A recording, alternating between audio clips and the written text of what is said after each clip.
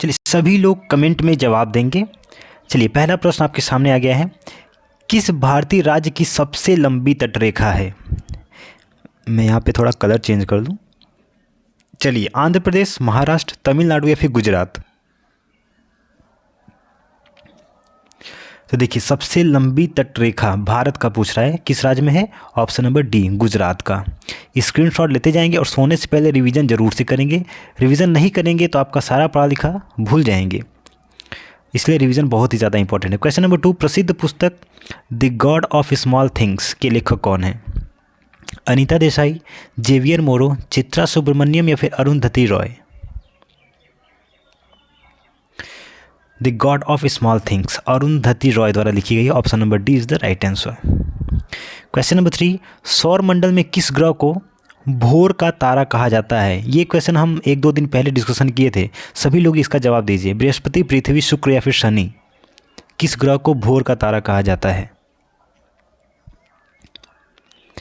Option number C हो जाएगा, शुक्र। ये सबसे चमकीला तारा भी होता है, बहुत ही ज़्यादा डार्क होता है ये।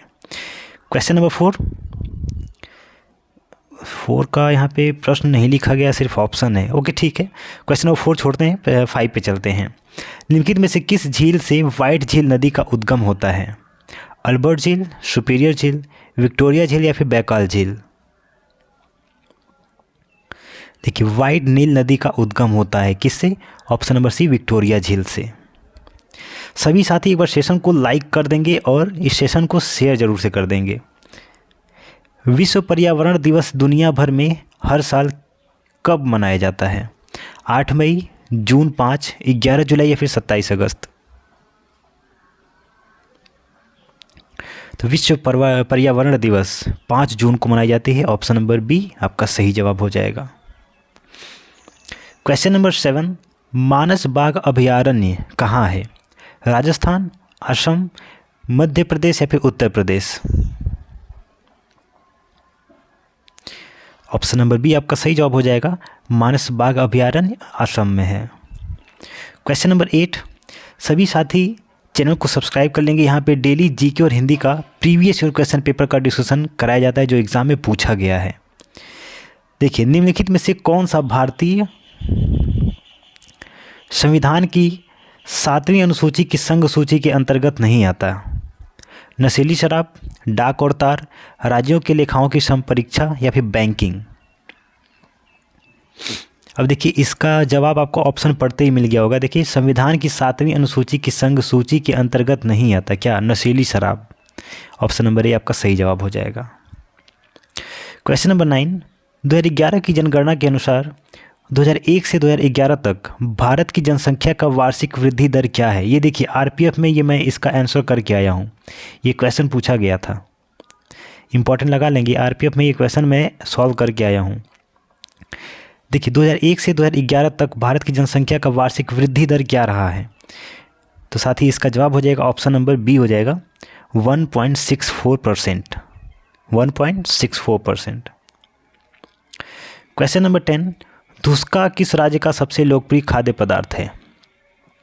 पंजाब, झारखंड, केरल या फिर आंध्र प्रदेश? तो देखेंगे धुसका आपका झारखंड का हो जाएगा, लोकप्रिय खाद्य पदार्थ है।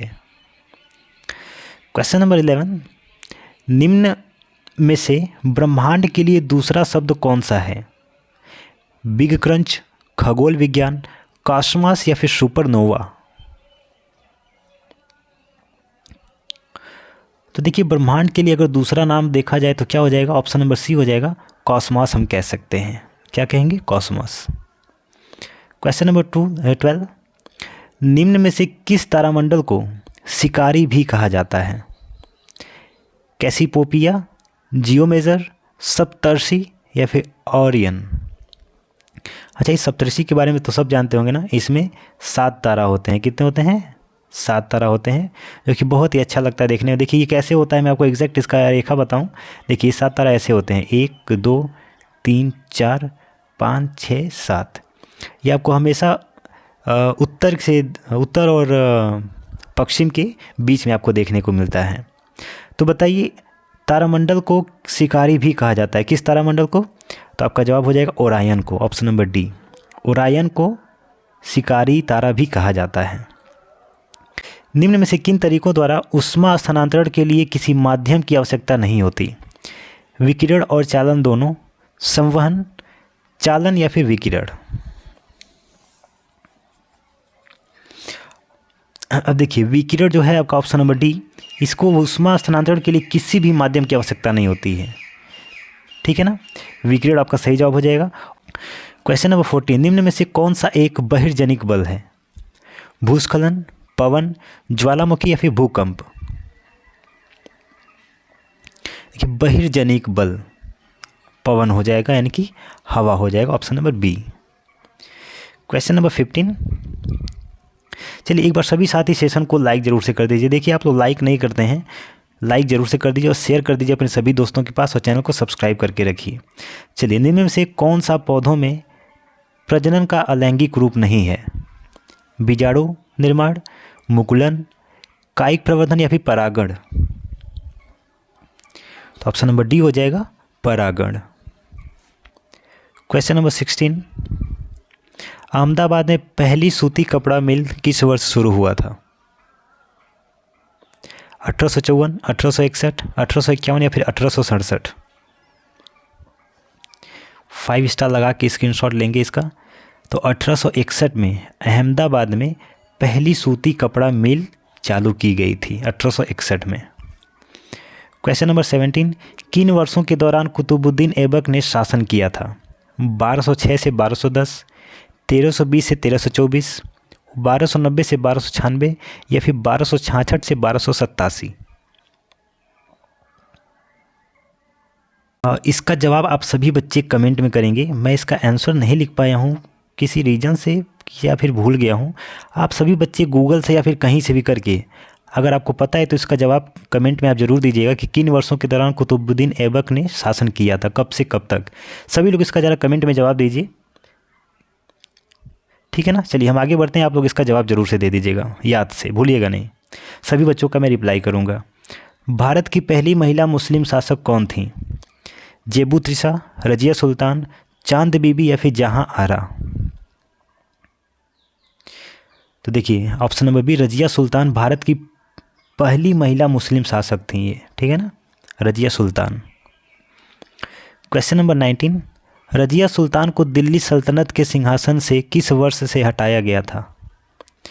1244, 1240, 1238 या फिर 1236। ध्यान रखेंगे रजिया सुल्तान भारत की पहली महिला शासक बनी थी और इनको दिल्ली सल्तनत के सिंहासन से किस वर्ष हटा दिया गया था? ऑप्शन नंबर बी 1240 में। चलिए इन रजिया सुल्तान से एक की पॉइंट बनता है क्या? रजिया सुल्तान 1236 से 1240 दिल्ली सल्तनत की गद्दी पर बैठने वाली पहली मुस्लिम महिला थीं। रजिया ने मलिक इख्तियार उद अल दुनिया से शादी की थी। 15 अक्टूबर 1240 को कैथल हरियाणा में रजिया की हत्या कर दी गई थी। इम्पॉर्टेंट है, इसका स्क्रीनशॉट आप ज़रूर से ले लेंगे और एक बार रिवीजन ज़रूर से कर लेंगे इसको। चलिए आगे बढ़ते हैं। निम्न में से पांड्यों की राजधानी कौन सी थी? कावेरीपट्टिनम, मदुरई, ऐहोल या फिर पुहार। बहुत ही आसान सा प्रश्न है, सभी लोगों के दिमाग में इसका आंसर होगा मदुरई हो जाएगा। पांड्यों की राजधानी मदुरई थी। चलिए क्वेश्चन नंबर 21, निम्न में से पल्लवों की राजधानी कौन सी थी? देखिए पल्लवों की, पांडवों की तो हो गया मदुरई, लेकिन पल्लवों की राजधानी कौन थी? तो याद रखेंगे Kanchipuram, option number D Kanchipuram थी। अगला प्रश्न, अच्छा चलिए हमारा 20 प्रश्न था। साथ ही 20 प्रश्न में से आपने कितने का जवाब दिया आप कमेंट में ज़रूर बताएंगे और सेशन को लाइक करके सब्सक्राइब कर लेंगे। डेली यहाँ पे जीके और हिंदी का पिछले साल एग्ज़ाम में पूछे गए प्रश्न का डिस्कशन कराया जाता है। हिंदी का क्लास सुबह आपका 8 बजे चलता है और जीके जीएस का क्लास आपका शाम को 7 बजे डेली अपलोड होता है। तो चैनल को सब्सक्राइब करके रखेंगे ताकि जब भी क्लास अपलोड हो तो आपको नोटिफिकेशन से मिल जाए। मिलते हैं साथ ही नए सेशन में। जय हिंद, वंदे मातरम।